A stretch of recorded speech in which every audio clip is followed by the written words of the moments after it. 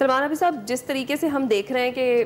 پاکستان تحریک انصاف اس کو اپنی بڑی کامیابی قرار دے رہی ہے، 9 مئی کے 8 مقدمات میں جو بانی پی ٹی آئی کی ضمانت منظور ہوئی ہے، لیکن دوسری طرف ہم دیکھیں تو جس طرح سے عطاء اللہ تارڑ نے بھی کہا اور مزید بھی حکومتی حلقوں سے یہی آواز آ رہی ہے کہ جو ضمانت ہے اس کا مطلب بریت نہیں ہے، تو ابھی اتنی جلدی خوشی کے شادیانے نہ بجائے جائیں، آپ کیا کہیں گے؟ دیکھیں، اس میں تو کوئی شک نہیں ہے کہ ضمانت ملنے کا مطلب یہ نہیں ہوتا کہ جو الزام ہے وہ ختم ہو گیا ہے اور ابھی عدالتوں میں یہ الزام ثابت ہونا ہے، لیکن جو بنیادی طور پہ ضمانت ایک ملزم کا بنیادی حق ہے اس کو تو کافی عرصے کے ساتھ وائلیٹ کیا جا رہا تھا، اور یہ یقینی طور پہ بانی پی ٹی آئی کے لیے ایک بڑی خوشخبری ہے کہ 8 مقدمات سے ان کو جو ہے ضمانت ملی ہے، تو یہ ایک ابتدا ہے ریلیف کی، پہلی بات تو یہ ہے۔ اور اسی طریقے سے جن لوگوں کو 10 برس کی سزائیں سنائی گئی ہیں، 5 برس کی سزائیں سنائی گئی ہیں، جب یہ لوگ ہائی کورٹ میں جائیں گے تو امکان یہی ہے کہ وہ سزائیں مینٹین نہیں رہ سکیں گی۔ اس کی وجہ یہ ہے کہ جس قسم کی پروسیکیوشن ہوئی ہے اور جس قسم کے عدالتی فیصلے لکھے گئے ہیں اس میں کافی لکوناز ہیں، تو اس لیے وہاں سے بھی ریلیف ملنے کا امکان تو موجود ہے، لیکن پی ٹی آئی کی جو سیاسی مشکلات ہیں وہ ختم نہیں ہونے والی، ابھی وہ چلیں گی، اور وہ ابھی مشکلات نہ صرف ختم نہیں ہوں گی بلکہ پی ٹی آئی کے لیے جو سیاسی راستے ہیں وہ بھی ابھی کھلنے والے نہیں ہیں۔ ایک بات میں آپ کو بتاؤں، وجہ یہ ہے کہ ابھی ٹکراؤ کی جو کیفیت ہے وہ بدستور موجود ہے۔ ابھی آپ نے کہا علیمہ خان کے بیٹے کو گرفتار کیا گیا ہے، اب 9 مئی کا مقدمہ اور 2 سال کے بعد ان کو گرفتار کرنا عجیب بات لگتی ہے۔ اس کا مطلب ہے کہ جی وہ پتہ نہیں کہ آپ نے آج ان کو گرفتار کیوں کیا، پہلے کیوں نہیں کیا۔ اس طرح سے یہ چیزیں ظاہر کرتی ہیں کہ ابھی پی ٹی آئی کے خلاف جو سیاسی ایکشن ہے وہ اس کے لیے وہ سپیس نہیں ہے جو پی ٹی آئی مانگنا چاہتی ہے، ایک بات۔ دوسری بات یہ کہ جس طریقے سے یہ کہا جا رہا تھا کہ کوئی بات چیت پس پردہ چل رہی ہے، کوئی اس سے ریلیف مل جائے گا، کوئی اس کا امکان نظر آئے گا، وہ بھی ابھی تک اس طرح سے نظر نہیں آ رہا۔ میں آپ کو بتاؤں اس کی وجہ یہ ہے کہ جو موقف بانی پی ٹی آئی کا ہے وہ بھی بڑا سخت ہے، جو موقف اسٹیبلشمنٹ کا ہے وہ بھی بڑا سخت ہے، جو موقف حکومت کا ہے وہ بھی بڑا سخت ہے۔ تو جب تک کوئی فلیکسیبلٹی لچک نہ ہو فریقین کے درمیان تو اس میں سے ایک امکانی پہلو پیدا کرنا اور اس میں سے کوئی ریکنسیلیشن کرنا اتنا آسان نہیں ہوتا، میں یہ سمجھتا ہوں۔ تو اس لیے جو کہا جا رہا ہے کہ فوری طور پہ جو ضمانتیں ہوئی ہیں اس سے مکمل ریلیف مل گیا ہے، یہ مکمل ریلیف تو نہیں ہے لیکن یہ ہاف ریلیف ہے۔ لیکن یہ میں آپ کو بتاؤں کہ ان مقدمات کو اب آپ کتنا لمبا کھینچ سکیں گے۔ پہلے آپ نے 2 برس تو گزار دیے، اب یہ معاملہ دیکھیے نا، پہلے نیچے عدالت سے، پھر اس کے بعد ہائی کورٹ سے، پھر سپریم کورٹ سے، اور اب یہ مقدمات کی نوعیت جو ہے اب آپ دیکھ لیجئے ہائی کورٹ اور سپریم کورٹ کے درمیان رہ گئی ہے۔ نیچے سے کافی مقدمے نکل آئے ہیں، جن لوگوں کو سزائیں سنانی تھی وہ آپ نے سنا دی ہیں، اب ان کو یا تو ہائی کورٹ سے ریلیف ملے گا یا ان کو سپریم کورٹ سے ریلیف ملے گا، اور اگر نہیں ملے گا تو پھر سزائیں ہوں گی۔ تو اس کا وجہ مطلب یہ ہے کہ اب یہ زیادہ عرصے لمبے مقدمے چل نہیں سکتے۔ ایک میں آپ کو بتاؤں، آنے والے کچھ عرصے کے اندر ان کے حق میں یا ان کی مخالفت میں فیصلے ہونے ہیں، لیکن اس سارے کھیل کے ساتھ جو بنیادی سوال جس پہ ہے کہ کیا پاکستان کی پالیٹکس میں ریکنسیلیشن ہوگی، کیا مفاہمت آگے بڑھے گی، کیا محاذرائی ختم ہوگی، کیا ٹکراؤ ختم ہوگا، کیا تناؤ ختم ہوگا، کیا سیاسی اختلافات کی جگہ جو سیاسی دشمنی اس وقت نظر آ رہی ہے کیا وہ ختم ہوگی؟ کیونکہ پاکستان کو تو اس وقت ریکنسیلیشن کی ضرورت ہے۔ پاکستان کے جو اس وقت حالات ہیں علاقائی سطح پر اور عالمی سطح پر اور جو داخلی پالیٹکس ہے اس میں اگر یہ محاذرائی ختم نہیں ہوتی تو اس سے تو بات آگے بڑھے گی۔ مطلب دیکھیے نا، سزائیں جو ہیں اگر آپ اس کو مستقل کر دیں، جو 10 سال کی 5 سال کی سنائیں گے تو اس سے سیاسی تلخی ختم تو نہیں ہونے والی، اس کو تو پھر پولیٹیکل وکٹمائزیشن کے طور پر استعمال کیا جائے گا پولیٹکس میں، انفارچونیٹلی۔ تو مجھے یہ لگتا ہے کہ اس وقت جو بنیادی کام ہونا چاہیے تھا کہ تمام سیاسی فریقین کو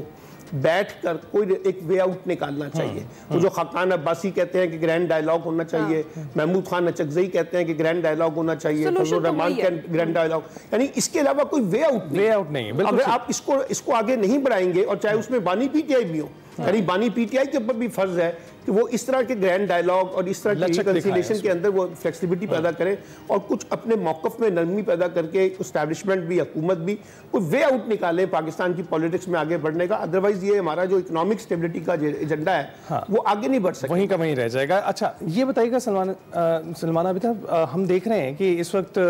جو پی ٹی آئی خوشیاں منا رہی ہے، ایک پرسپیکٹو تو ہے جس میں خوشی منانی چاہیے، ان کو ضمانتیں مل رہی ہیں، دوسرے پرسپیکٹو میں جب 26ویں آئینی ترمیم کی بات کرتے ہیں وہ کہتے ہیں کہ یہ جو عدالتیں ہیں اس کی پیداوار ہیں اور پھر ان کی جانب سے ہی جب کوئی سہولت دی جاتی ہے ضمانت دی جاتی ہے تو یہ خوشیاں مناتے ہیں. اس کو کیسے دیکھتے ہیں؟ دیکھیے پاکستان کے اندر انفارچونیٹلی یہ پہلے سے ایک رواج موجود رہا ہے کہ اگر فیصلہ آپ کے حق میں آ جائے تو پھر عدالتیں آزاد ہوتی ہیں اور اگر آپ فیصلہ آپ کے حق میں نہ آئے تو پھر عدالتیں جو ہے وہ پابند سلاسل ہوتی ہیں. یہ ہر دور میں ہوا ہے, پی ایم ایل این کے دور میں بھی, پیپلز پارٹی کے دور میں بھی اور اب پی ٹی آئی کے دور میں بھی ہوا اور اب اس وقت کی موجودہ حکومت کے دور میں بھی ہو رہا ہے. یہ ہمارے یہاں انفارچونیٹلی ہے. لیکن ایک سوال یہ ہے, ہمیں اس سے زیادہ یہ دیکھنا چاہیے کہ جو کیسز ہیں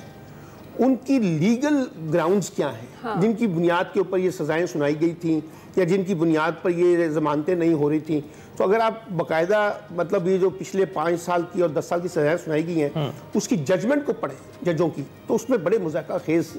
معاملات ہیں. یعنی وہ جیسے میں نے کہا کہ نیچے صوفے کے نیچے چھپا ہوا تھا, کرسی وہ چھپ کے سن رہا تھا اور اس کو پتہ ہی نہیں تھا, وہ چھٹی پہ بھی تھا, پھر پتہ نہیں وہ وہاں کیسے آ گیا. یا یہ کہ 101 ملزم ہے تو میں تو ایک ایک بندے کو انویسٹیگیٹ نہیں کر سکتا, سبھی ملزم شامل ہوں گے. تو اس طرح کے جب لیگل لکوناز ہوتے ہیں نا تو پھر اس پہ عدالتوں پہ سوالات اٹھتے ہیں. اور پاکستان کے اندر یہ ہمیشہ سے رہا ہے کہ جب آپ پولیٹیکل کیسز کو ڈیل کرتے ہیں تو آپ لیگل گراؤنڈز کے اندر چیزوں کو ڈیل کرنے کی بجائے پولیٹیکل گراؤنڈز میں چیزوں کو ڈیل کرتے ہیں, جس سے وہ وکٹمائزیشن کا پہلو آتا ہے. تو اس لیے پی ٹی آئی ابھی جب یہ کہہ رہی ہے کہ جی ہمیں ضمانتیں ملی ہیں یا عدالتوں کی فتح ہے, ہماری فتح ہے, لیکن یہ یاد رکھیں ابھی معاملات ختم نہیں ہوئے ہیں. اس لیے میں نے آپ کو کہا ہے آنے والے کچھ عرصے میں ہو سکتا ہے پی ٹی آئی کے لیے بڑی بری خبریں بھی ہوں. تو اس لیے یہ فوری طور پر اس طرح کا رد عمل دینا کہ یہ عدالتوں نے آپ کے حق میں فیصلہ کر, ابھی دیکھیں ابھی تو کھیل باقی ہے, ابھی تو پکچر جسے کہتے ہیں باقی ہے, کیونکہ لڑائی چل رہی ہے, لڑائی ختم نہیں ہوئی ہے اور کوئی لچک بھی نہیں دکھائی جا رہی ہے. تو اس لیے جو سیاسی جنگ ہے جب آپ اس کو قانونی جنگ کے اندر لے کے جا رہے ہیں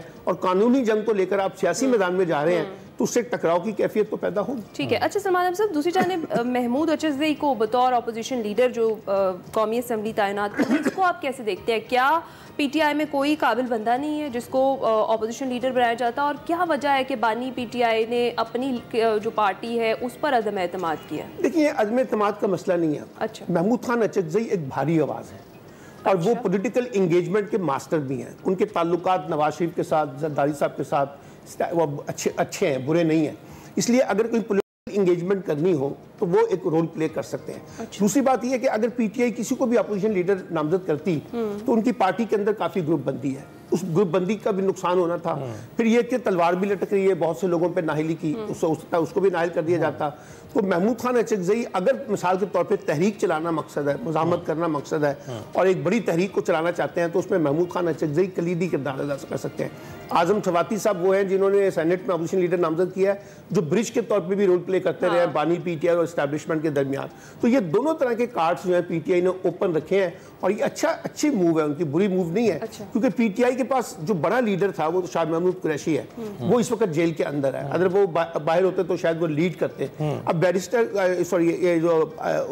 عمر ایوب ہے, ان کے بعد پارٹی کے اندر اتنے اختلافات ہیں کہ کسی ایک کو بنائیں گے تو دوسرا ناراض ہو جائے گا, جو گروپ بندی ہے. تو میں یہ سمجھتا ہوں کہ بہتر فیصلہ برا فیصلہ نہیں ہے, مزاحمت بھی کر سکتے ہیں اور مفاہمت بھی ہو سکتی ہے. بس ایک کوئکلی آخری سوال پوچھنا چاہوں گا کہ محمود خان اچرزئی اور مولانا فضل الرحمان کی جانب پی ٹی آئی کا دیکھنا کیا یہ ظاہر نہیں کرتا کہ جس طرح سے کارکن عدم اعتماد کا اظہار کر رہے ہیں باہر موجود قیادت پہ, اس طرح سے اب بانی پی ٹی آئی بھی کرنے لگے؟ دیکھیے بات یہ نہیں ہے, پی ٹی آئی کو بھی پولیٹیکل سپیس ہی نہیں مل رہی, سیاسی جلسوں کی اجازت ہی نہیں مل رہی, ان کو ریلیوں کی اجازت نہیں ہے, کنونشن کرنے کی اجازت نہیں ہے. اب اگر وہ فضل الرحمان کی طرف دیکھ رہے ہیں اور محمود خان اچرزئی کی طرف دیکھ رہے ہیں تو اس کا مطلب ہے کہ وہ اپوزیشن کو انگیج کر کے اپنے لیے پولیٹیکل سپیس کریٹ کرنا چاہتے ہیں. اس کو اس طرح سے دیکھا جائے تو بات زیادہ بہتر طریقے سے سمجھ آتی ہے. بہت شکریہ سلمان صاحب ہمارے ساتھ موجود تھے.